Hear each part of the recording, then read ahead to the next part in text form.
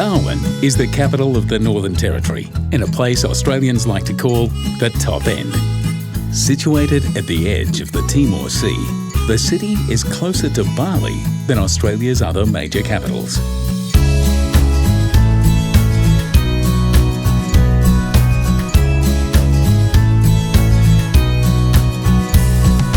Traditionally the home of the Larrakia people, Darwin was settled by Europeans in 1869. The city's isolation has meant that its population has always been low, and that's just the way the locals like it. Darwin is very much a gateway city. It's the gateway to wild outback adventures. It's the gateway to the Aboriginal Dreamtime. And it's the gateway to a relaxed state of mind that you can only appreciate once you're here.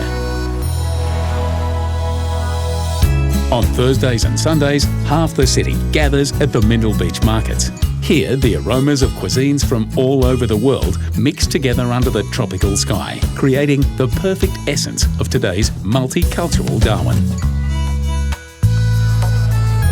At sunset, head down to the beach for the best show in town as the sun dips into the Arafura Sea. Then catch a double feature under the stars at another local institution, the Deck Chair Cinema. But life here hasn't always been this easygoing.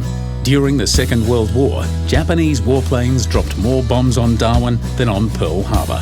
You can learn more about those dark days and about the city's ongoing military significance at the Defence of Darwin Experience and the Australian Aviation Heritage Centre. At the Darwin Museum and Art Gallery, learn how Darwin was tragically flattened again in 1974, this time by Mother Nature. The museum and art gallery is also the perfect introduction into local cultures and the territory's unique natural environment. While you're here, say hello to Sweetheart, a rogue croc that developed a taste for small aluminium boats before he was finally caught. Sweetheart's much quieter these days, but you can still experience the awesome power of Australia's salt and freshwater crocs at Crocadylys Park. Just a 15-minute drive from Darwin, the park is home to over 1,000 crocs, from hatchlings to adults weighing over half a ton. But to get close, real close, make tracks to Crocosaurus Cove, right in the heart of the city. Have a go at feeding the crocs, or better still, climb into the cage of death and be lowered into a tank with some of the largest captive salties on the planet.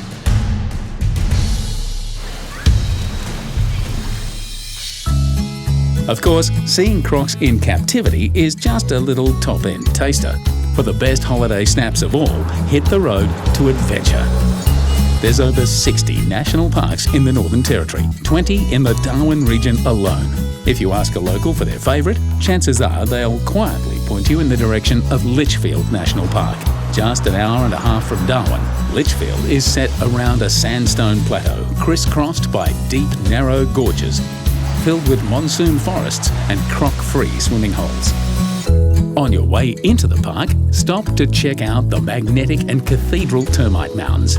And when it's time to cool off, immerse yourself in the pure, refreshing waters of Buley Rockhole, a series of pools which cascade down the hillside to spectacular Florence Falls.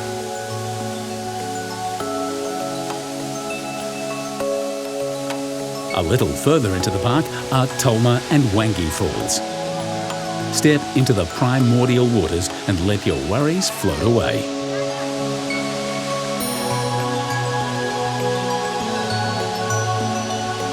Then climb into the stone country above and let your spirit drift off into a land that time forgot. But if you want to step further back in time, into a place Australia's Aboriginal people know as the Dreamtime, head to Kakadu. Half the size of Switzerland and home to 1/3 of Australia's bird species and some of the world's oldest art galleries, Kakadu is more than a national park. It's a national treasure.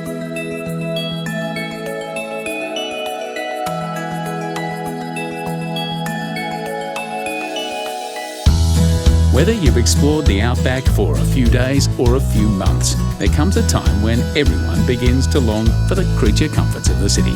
And this is where Darwin comes into its own.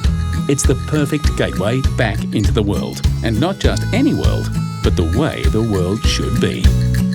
Big-hearted, relaxed, and forever connected to the rhythms of nature and the human spirit.